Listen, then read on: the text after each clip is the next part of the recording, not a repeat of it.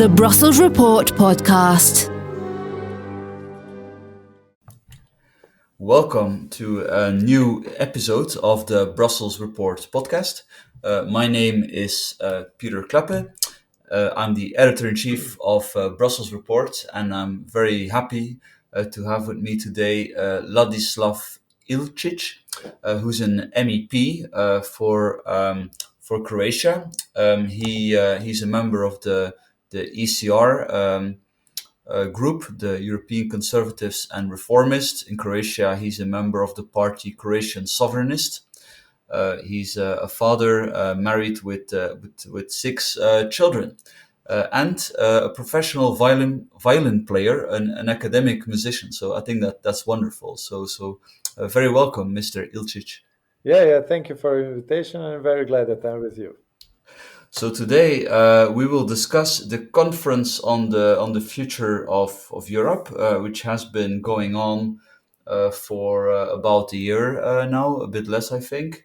And of course, on Brussels Report, we have been rather critical. Now, the ECR has also been hosting a number of conferences. So Mr. Ilčić, what's your take on this whole initiative?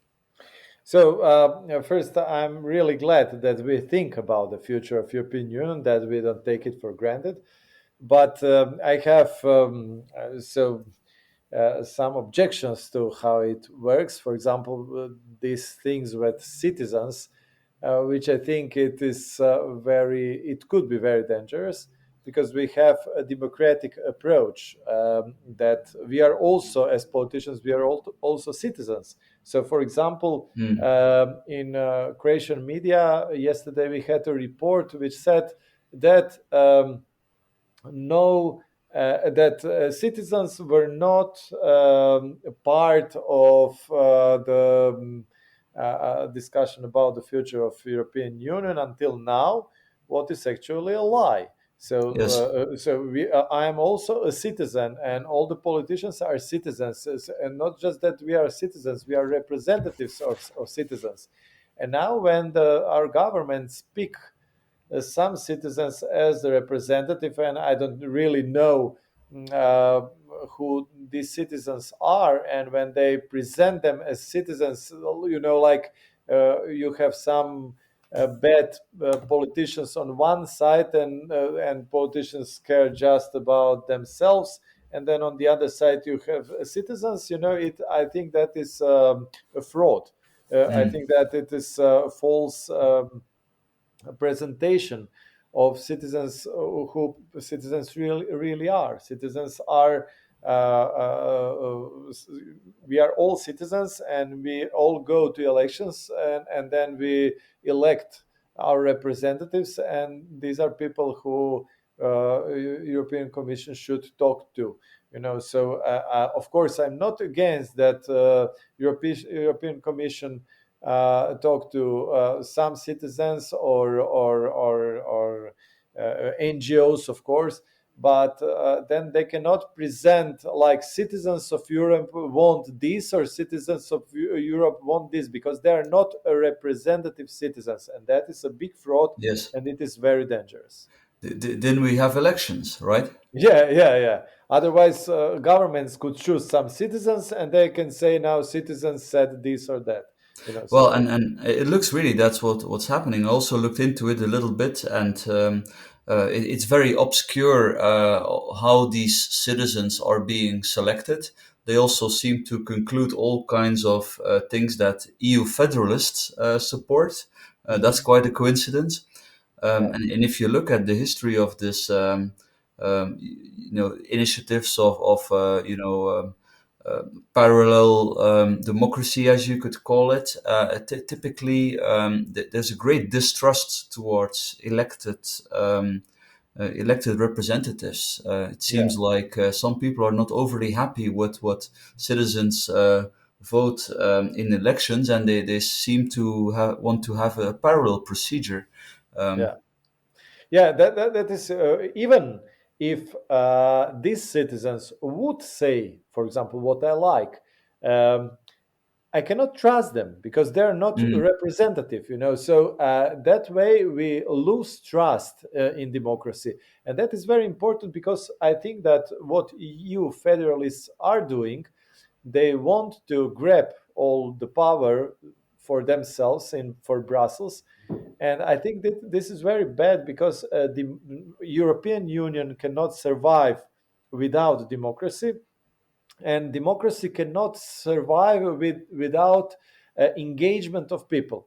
And people, if they don't feel that they can influence some decisions, they won't engage. So it means, for example, in a Croatian village, they can hardly believe they can influence something on Croatian national level, and they're sure that they cannot influence European level.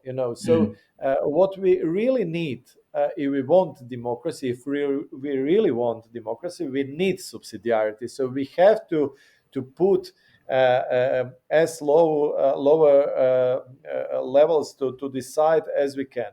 So that is what is important, and also have to say this, that this centralization of power, which is now taking place in Brussels, is in line with the wish of left-wing parties who want to impose their own worldview to all people in Europe. So there is no freedom. There is no freedom of choice that certain people, a certain state could choose different worldview. So they speak about these European values, and they never said or write what these European values actually are. And now they make a pressure, for example, to Poland or Hungary because they don't accept all these values, especially these connected with gender and everything else. And then they punish them, not giving them money for a recovery. And all of this is connected to this centralization of power. And we have to be aware that when a European community was established, that Christian politicians like De Gasperi or Schuman, Adenauer made this European community, and they made it in a situation after the Second World War when the differences among nations were much bigger than they are today because of fresh wounds of war. But they managed to do it because they really respected differences. They really respected the freedom of the others to choose. And today, the left from the left wing of our, for example, in plenary session, we always hear words like all people must, or all nations must, or we should not allow, or think, these kind of expressions which are quite opposite of freedom are heard just from the left side of political spectrum. So I don't even think that is just my opinion. I think that when anybody could hear or watch the what is saying on our plenary session would recognize this tendency. Well, yeah, that's indeed undeniable, and also if you go back indeed to the history of the founders of the European Union or the European project, you could see that indeed they wanted to promote peace by making sure that people trade more with each other, and Yeah. the core business of the EU is to scrap trade barriers and not to micromanage all kinds of social policies or social preferences. So you may have some more conservative countries, you may have some more liberal countries. That's all fine, but it shouldn't be the business of the EU. Yes, exactly that. I completely So, agree. well, let's maybe move to then the Western Balkans conference that was hosted by the ECR group. So, what's your take on this? What were sort of the conclusions of this conference? So I'm the member of the delegation from Bosnia and Herzegovina and Kosovo, and I'm deeply involved in these two countries. Hmm. And what we can see is that European Union policy in Bosnia and Herzegovina is quite unrealistic. Why? Because Bosnia and Herzegovina historically is multi-ethnic state. Hmm. So it means that Bosnia and Herzegovina is more similar to Belgium or Switzerland or something like this, and Yes. that we have to respect this fact. But of course, we had problems with nationalisms in Bosnia and Herzegovina, especially with Serbs' nationalism and their aggression to Bosnia and Herzegovina and Croatia and Slovenia and all other countries there.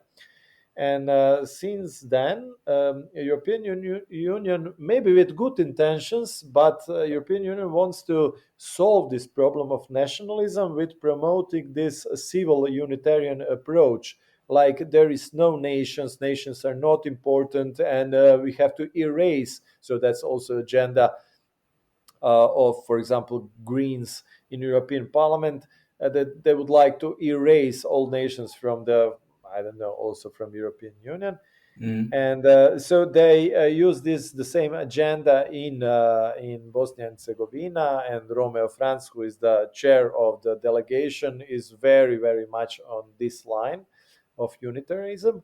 And then we have to be aware of the fact that unitarianism and this civil approach always go in line with the interests of the people who has the biggest number of inhabitants there. So Hmm. in this case, these are Muslims or Bosniaks, as we say. Of course, that when you count just civil, like we are all civilians, then Muslims will prevail. That was the same in Yugoslavia when Milosevic. It was interesting that one of the Bosnian Croats was in a TV studio with two Bosniaks, and then he quoted one sentence like, "We should be all civilians and no nations," and things like this. And he asked them if they agree, and they completely agreed. And then he said, that's a quote of Slobodan Milosevic from 1989, since also Serbs, they had the biggest number of inhabitants in Yugoslavia, and then they spoke about, we are brothers and sisters, and we are all the Yes. same, and they try to erase all nations then. Hmm. So, Hmm. so now this Unitarian approach goes in line with interests of Bosniaks, which are strongly supported by Turkey and Saudi Arabia, Hmm. and in last 20 years, which we have High Commissioner in Bosnia and Herzegovina, this was strongly supported and promoted in Bosnia and Herzegovina. But we had the census in Bosnia, and people could say for themselves, yes, we are Bosniaks and Herzegovinians, and not Croats, Serbs, or Muslims, Bosniaks. So, Yes. but just 1.5% of people have chosen to say, I'm Bosnians or Herzegovinians. We are Bosnian Herzegovinians. Mm. So it means that Yeah. European policy in Bosnia and Herzegovina in last 20 years, the result of this policy is 1.5%. So I usually say that European policy in Bosnia and Herzegovina is 1.5% realistic and Yes. 89.5% unrealistic, but because they don't realize that there is something what is important for people to say, yes, I'm Croat, or yes, I'm Yes. Serb, and Well, that that's very wouldn't. interesting. That's very Yeah, interesting. And if I may, like you mentioned Belgium. I'm Belgian myself, and what many people don't really know is that at the moment it's mostly the Flemish side which is basically demanding more autonomy and more decentralization. In some yeah, cases, even independence. But historically, in the after the Second World War, it were the francophone trade unions that were demanding more self-governance for the francophone part, uh-huh. because they are a minority in Belgium and because they feared to be dominated by the Flemish, majority in yeah, economic terms. And I think it's been the correct decision to honor this. concern, and to respect minorities that want to be protected, that want self-government. Yeah, And even if that would not be the case, it seems to me it's terribly dangerous for the EU to try to fix this problem from yeah, outside. I mean, I know that maybe they're well intended, of course, but I think they have to be really careful not to impose, certain solutions that are favored by one of the sides, given the history of this, of yeah, this yeah. That region. that is correct, and you are right when you say that it could be dangerous, because we have to know that also Dayton Agreement, Hmm. yeah, is based on solving relation among nations. Yes. And Dayton Agreement finished the war. If we cancel the Dayton Agreement, then we can open Pandora box, and there Hmm. could be really a problem. So what we have to do, we have to make just a relation among states, and what is currently certainly not the case, since you know that Serbs have a Republika Srpska, and that is one constituency. Bosnia and Hmm. Herzegovina has a presidency which has three members. One is supposed to be Serb, one Croat, one Bosniak.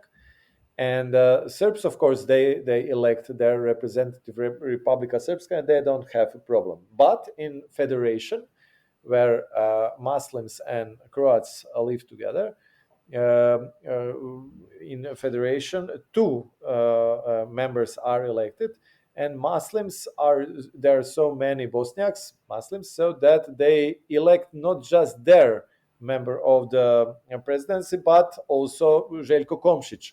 So he Hmm. is a formally representative of Croats, but he is openly against Croat. And for example, in spite of the fact that he is atheist, yeah, he always got support from Muslim community in Bosnia and Herzegovina, what openly shows, and according to results, it is more than obvious that he is elected by voices of Bosniaks. So it means that and now Bosniaks have two representatives in presidency, and Croats have none. So and in October there should be elections in Bosnia and Which Herzegovina. is indeed perhaps not healthy if you have three ethnic groups basically in one country. Yeah, It may be a good idea to at least guarantee that one of the that each group is always represented, right? yeah, yeah. Of course, Mm. that should be the point. Mm. But as I said, since European Union is non-realistic there, and Okay. I have to say also this, that we have in Croatian part of Bosnia and Herzegovina, we have EPP party HDZ BiH, and this party was quite unable to lobby, to explain people in European Union, because of their own interests. They always made some trades concerning state companies and things, some interests, money, and so on, also most probably corruption.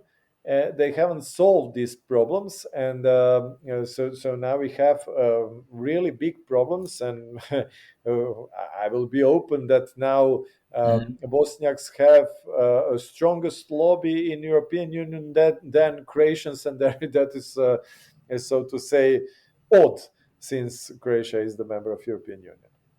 Yeah, well, maybe going a little bit more outside of specifically Bosnia, what do you think of the idea of, let's say, a mini Schengen in the Balkan? I personally find the idea quite attractive because, let's be honest, if we look at public opinion in EU member states, there is very little support for, let's say, EU enlargement or to do it soon. But perhaps the EU could say, look, I mean, why don't you already start integrating amongst each other? And then when you have made progress, this will be another element to for us to decide to let you into the EU. And I would think, Schengen within Balkan countries, the Balkan sixes, so these are Serbia, North Macedonia, Kosovo, Albania, Montenegro, and Bosnia-Herzegovina. I mean, wouldn't it be great, not only for trade, but also for, person-to-person interaction, that people don't have to, lose all that time at the border and all this bureaucracy. Maybe that's the best thing the EU can do, if they can do something to sort of put a I mini have to Schengen. say, I have to say that I'm a little bit suspicious. Theoretically, it is Mhm. so, as you said, but historically, you have to know that there are quite a rich history, so to say, Of among these course. countries. So it means that, for example, first I will say that whatever package deal we make for these 6 countries, it is wrong.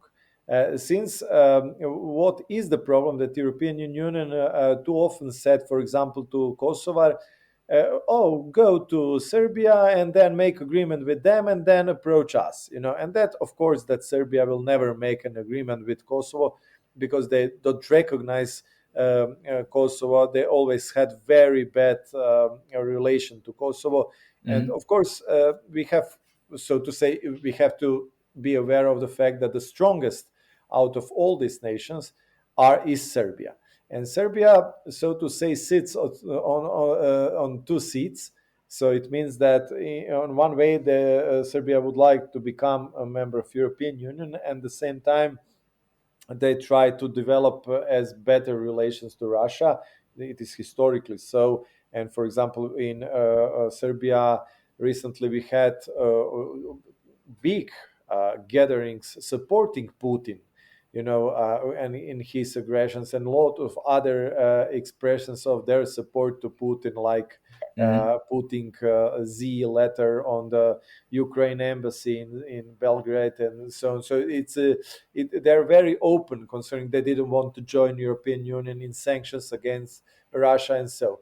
And this Russian influence is very important because this way of, so to say, solving things with aggression is not something what is strange for Serbia. You know that Serbia, as I mentioned, made aggression 30 years ago, first on Slovenia, then Croatia, then Bosnia and Herzegovina, Montenegro, and so on. It is very dangerous also because of Putin. Putin would like to that, so to say, global public and media put focus on some other place and not just on Ukraine. And Mhm. so he would like to find some unstable situation, and Western Sure. Balkans certainly is. So if Putin would like to to release some kind of this media following the situation in Ukraine, he could maybe try to do something in Western Balkans with Serbia, what is very, very, very dangerous. So it means that Serbia is so strong comparing to all other countries, this mini Schengen area could become a battlefield of Russia and Serbia with some different interests and not EU path. Okay. Yeah. Yeah. Maybe I see. I mean, it's interesting that indeed Serbia is open to it, and it's interesting that other countries in the region perceive it as you perceive.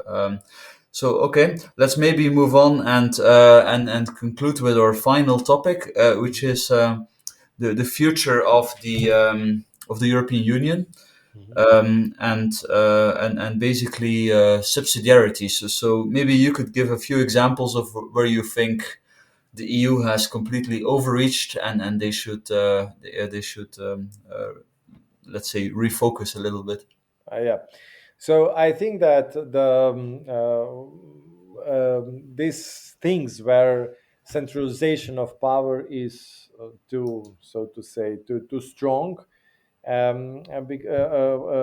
it is the best we can see it in ideological topics. And Hmm.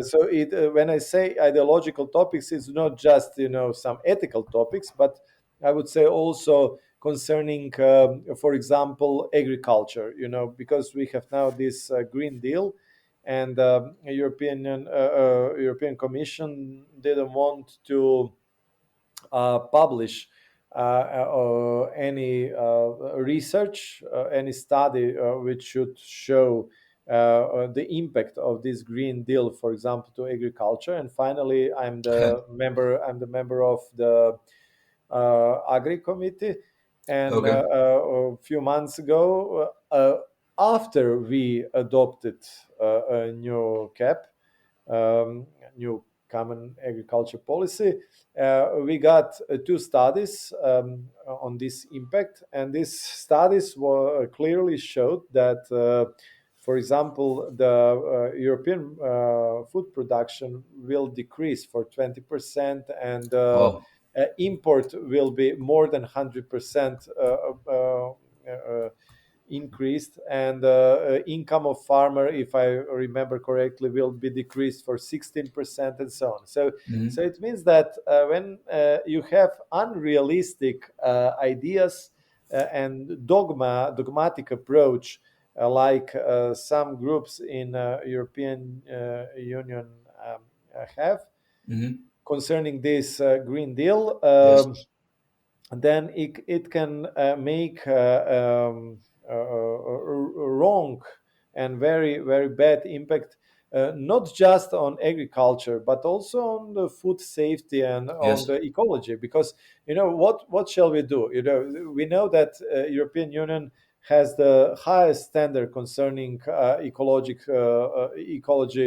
and food production. And if we make these standards even higher, it will influence the price. So Yes. the price of food will increase, and then people, especially in poorer countries of European Union, will buy food from Argentina or for wherever else in the world, and this food is not that quality as the food of European Union. So at the end, we shall eat Yeah. less healthy food, and in It's the a very good meantime, point. also Yeah. our farms will bankrupt. And also, We on that so way. sorry to interrupt, but with the current crisis, we have a massive fertilizer shortage. Food prices are Yeah. about to go through the roof, and Mr. Timmermans, the climate czar of the EU, he Yeah. still refuses to even consider updating his Green Deal. Yeah, that's correct. And in meantime, we live in deep hypocrisy, because we all know that everybody speak about complete sanctions against Putin. In the same Mhm. time, Germany did not close the Nord Stream 1. So we have to say that. So we cannot be blind on this fact. But Yes. also one more thing, what I would like to mention concerning also this centralization of power and try to impose um, uh, uh, some worldview. It is not just about abortion, and it is really stupid, Mhm. that we on every plenary have something connected to abortion, sexual and reproductive health. Now we had a first anniversary of banning abortion in Poland and things like this. So they are Yes. really burdened with this topic, which is, by the way, not a competence of EU. Yes. But Exactly. it is some other things. For example, we spend around 40% energy for housing, and European Union doesn't want to motivate people to or to subsidize people for smarter solutions like heating pumps or solar panels in the very effective point where they could do it. And this is the moment where somebody, man or family or who else, build a house. Because when you build a house, and then if you put, for example, a gas boiler in the house, then you won't throw it away after 3 or 5 or 7 years. So you Yeah. will use this boiler for 15 years. And when you use a gas boiler, then you don't have that advantage of putting solar panels on your roof, so you won't put it. So, and at the end, what we do, we give subsidies for renovation. And when it comes to the renovation, you come either to man who has, for example, 5 years old gas boiler in his house, or you come to the family which is so poor, then you can give them 60 or 70% of subsidies, they don't have this 30 or 40% to put, for example, heating pump in their house. So we are very inefficient with motivating people for the Yes. energy efficiency. And it seems that we don't By the want way, to. I don't even think there should be any business of the EU. I mean, if you mentioned these examples, but they impose roof isolation, all kinds of stuff, which may be or may not be a good idea. But I mean, why should this be decided for 27 countries, right? Yeah. That's correct. But since that's a general, so to say, debate if we need or these subsidies. Do they make more good or more less? So Yeah. that's a question of conservative approach and how strong a state, or in this case, European Union, should be. But if we have some money, this kind of things really Mhm. could support better solutions. And I think that it is also this, we will give all the money to buildings, to hospitals, and that is okay. But it is also always, this. I would say we have experience in Croatia, ex-Yugoslavia, with socialism, and Yes. this socialist idea is to build a state, and then a big mother state will care for people, I and hope you don't have a déjà vu. yeah, yeah, I have, because I clearly see now some parts of socialism today in Europe, in European Parliament, and Mhm. I really believe that quite opposite system should go on. So we should empower people, and people should build a state, and not the contrary, in that we build a state and the people and the state, because with the state there is always corruption, there is always wrong decisions and things like this, and people intrinsically will find the best, what is the best for them. So on a lot of places, so it's not just some ethical issues, as I mentioned, but there Mm. are Yeah. really business connected to economy, which are not good in European Union, and in which we need more subsidy and more freedom. Well, sounds great. Ladislav Ilčić, thank you very much for this great talk. Yeah, thank you for the invitation, and I wish you all the best. You too. Thank you. Thank you. Okay.